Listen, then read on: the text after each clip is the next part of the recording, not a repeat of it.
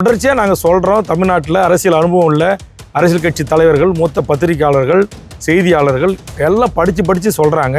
அது ஒரு முறைப்படுத்தப்பட்ட கூட்டமாக இல்லை, ஒரு ரசிகர் கூட்டமாக இருக்கிறீங்க. ஒரு தலைமை பண்புக்குரிய பண்புகள் கிடையாது. பத்திரிகையாளர்களை போய் செய்தி சேகரித்து செய்தி வெளியிட விட மாட்டேன்றீங்க. அங்கே போய் டான்ஸ் ஆடுறீங்க, அவங்க கழுத்தில் துண்டை போட்டு முறுக்குறீங்க. ஆம்புலன்ஸ் டிரைவரை போட்டு அடித்து கை காலை முறிக்கிறீங்க, ஆம்புலன்ஸ் அடித்து கண்ணாடியெல்லாம் உடைக்கிறீங்க, மின்சார கம்பிகள் மேலே ஏறி தொங்குறீங்க.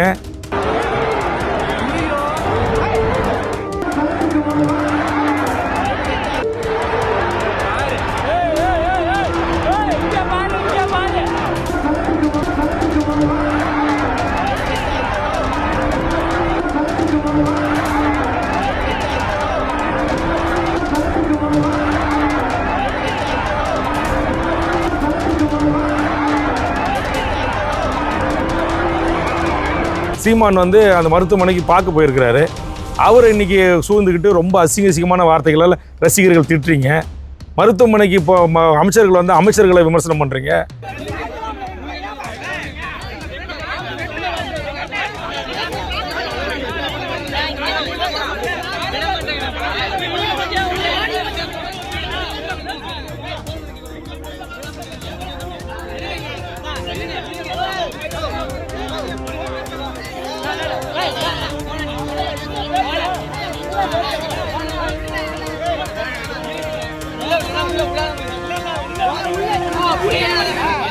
எல்லாம் இன்னைக்கு இப்போ தொலைக்காட்சியில் பேட்டி கொடுக்குறாங்க. வந்தவங்க பூரா குடிச்சிட்டு இருந்தான், எல்லாரும் போதையில் இருந்தாங்க, இளைஞர்கிட்ட எங்களால் போகவே முடியல. அதில் யாரோ ஒரு சில இளைஞர்கள் குடிக்காமல் இருந்தவங்க தான் எங்களை தூக்கி காப்பாற்றினாங்கன்னு எல்லாம் இன்னைக்கு தொலைக்காட்சியில் நேற்று இரவுலேருந்து ஓடிக்கிட்டே இருக்குது. அந்த பொதுமக்களுடைய குற்றச்சாட்டுக்கு என்ன பதில்?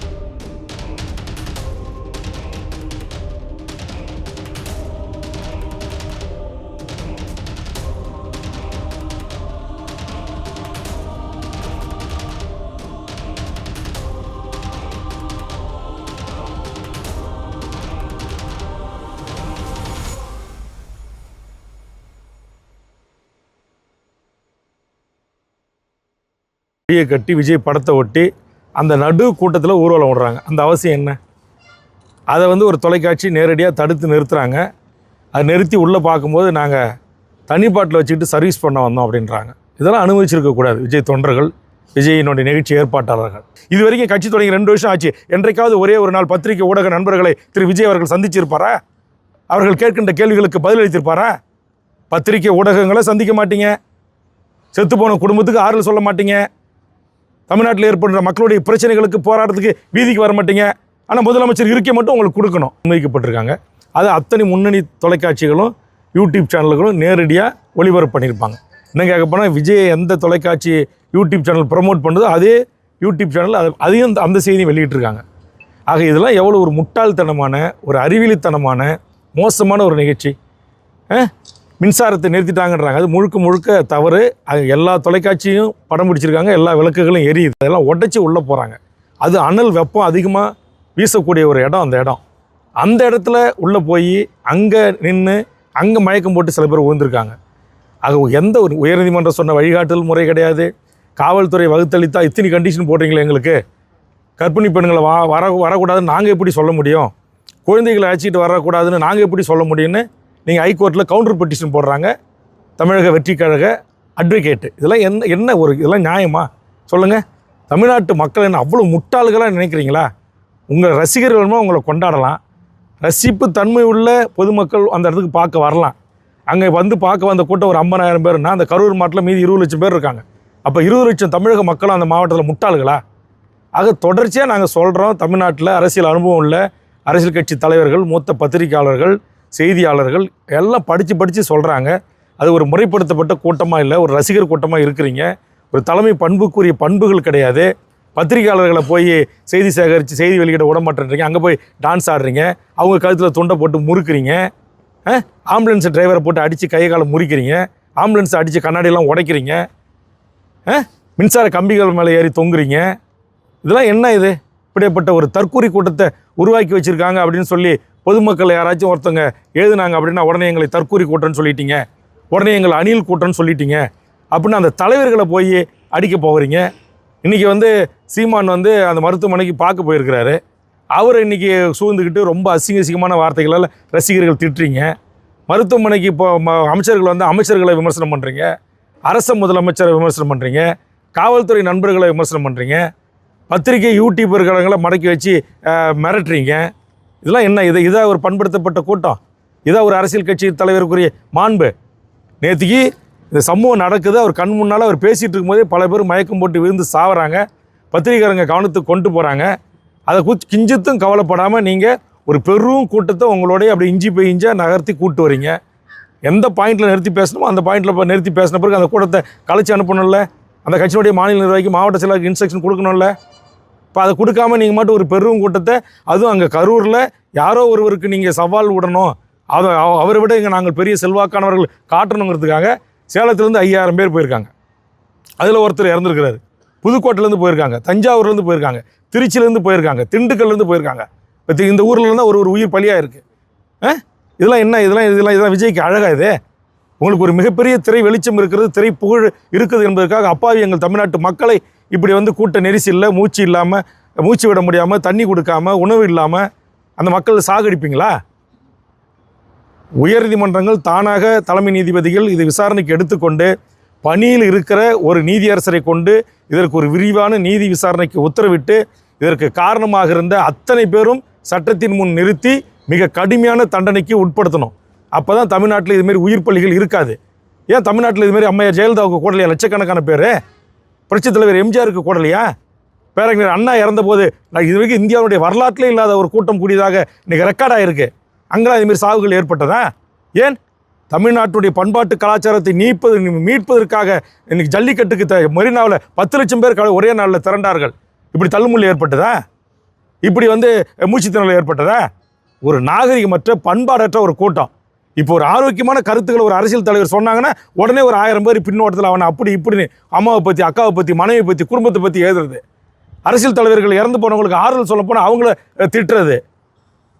இப்படிப்பட்ட ஒரு கூட்டத்தை வளர்த்து தமிழ்நாட்டு அரசியல் அதிகாரத்தை கைப்பற்ற போகிறீங்களா இன்றைக்கி விஜய் அவர்களே? முதல்ல தமிழ்நாடு முழுக்க உங்கள் கட்சிக்காரங்களை கூப்பிட்டு அவங்கள அரசியல் படுத்துங்க.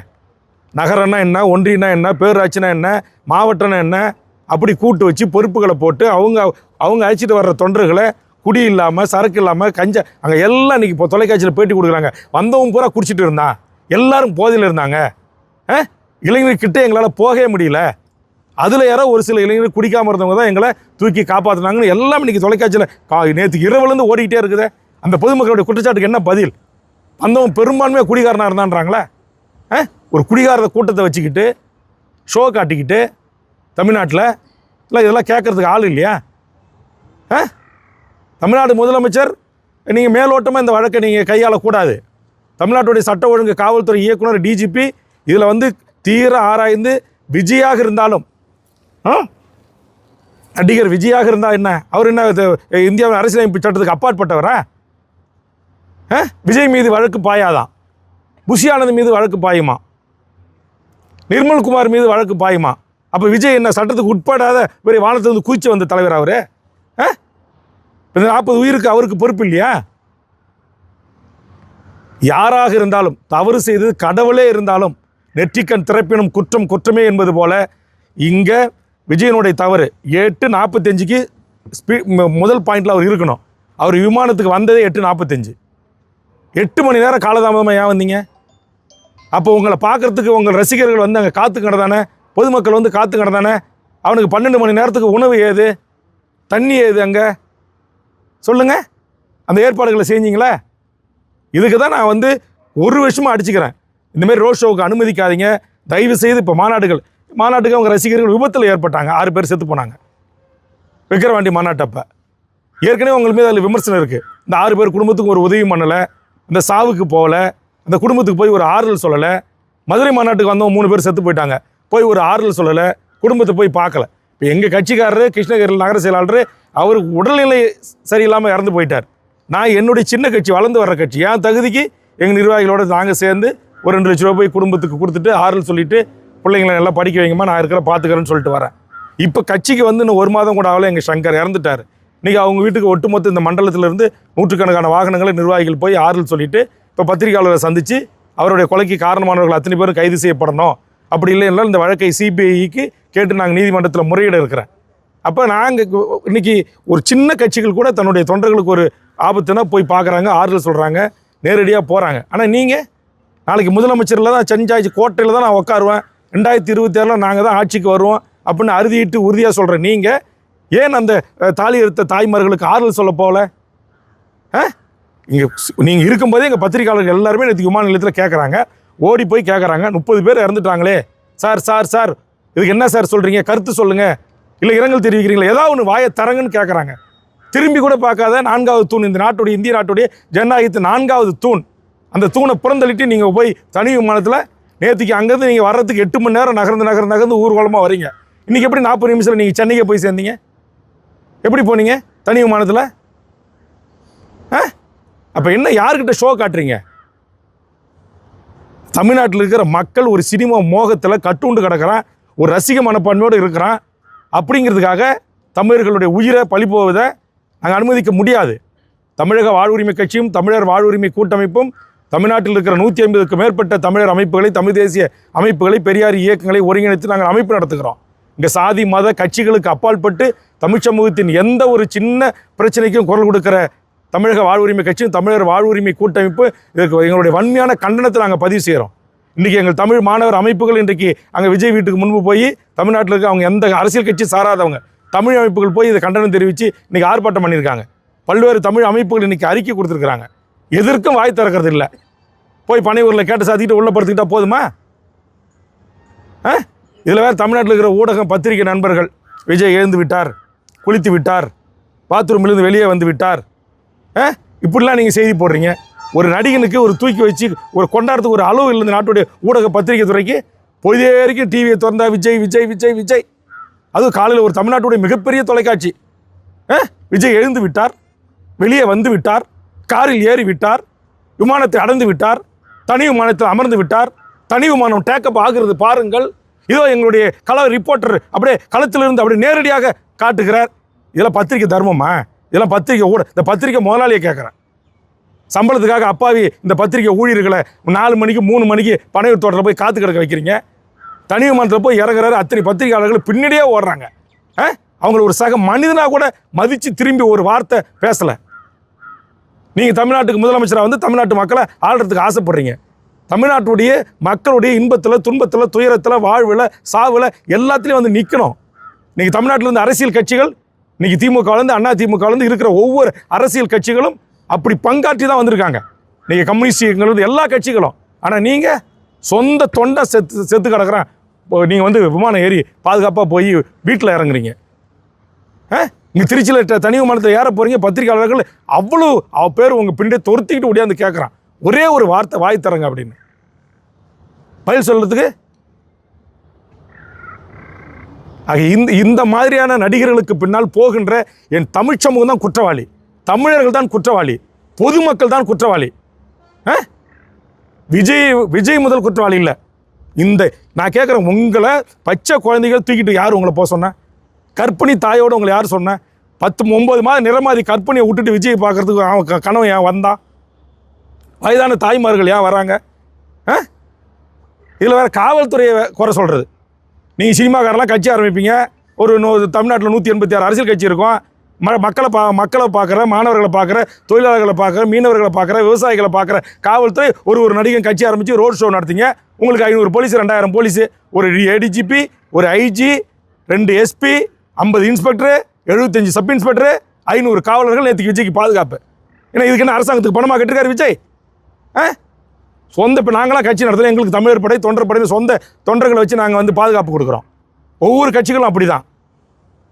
உங்களுக்கு இப்போ இன்றைக்கி ஏடிஜிபி எல்லாம் திரு டேவிட்சன் ஆசீர்வாதம் அளவுக்கு பத்திரிகையாளர் சந்தித்து சொல்லியிருக்காங்களே, ஒவ்வொரு கூட்டத்திலையும் எத்தனை போலீஸ் பாதுகாப்பை நிறுத்தணும், ஒரு ரோட் ஷோவிலையும் 500 பேர், 300 பேர், 400 பேர் பாதுகாப்பு கொடுத்துருக்கோம் அப்படின்னு புள்ளி விவரத்தோட அறிக்கை கொடுக்குறாரு. இதுக்கு என்ன உங்ககிட்ட பதில் இருக்குது? கர்ப்பிணி பெண்ணை வரக்கூடாதுன்னு நாங்கள் சொல்ல முடியாது, குழந்தைகளை அழைச்சிட்டு வந்து எங்கள் விஜயை பார்க்குறத நாங்கள் தடுக்க முடியாதுன்னு நீங்கள் சென்னை உயர்நீதிமன்றத்தில், மதுரை உயர்நீதிமன்றத்தில் நீங்கள் வந்து அரசு இப்போ நீதிமன்றம் போட்ட வழக்கில் நீதிபதிக்கு நீங்கள் பதில் கொடுக்குறீங்க. இது நியாயமா? அப்போ என்ன உங்களுடைய நோக்கம்?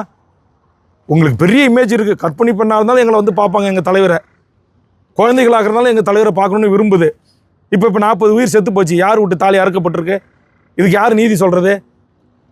சென்னை உயர்நீதிமன்றத்தினுடைய தலைமை நீதியரசர் இதை தானாக முன்வந்து விசாரித்து இதற்கு ஒரு சரியான நீதியை தர வேண்டும்.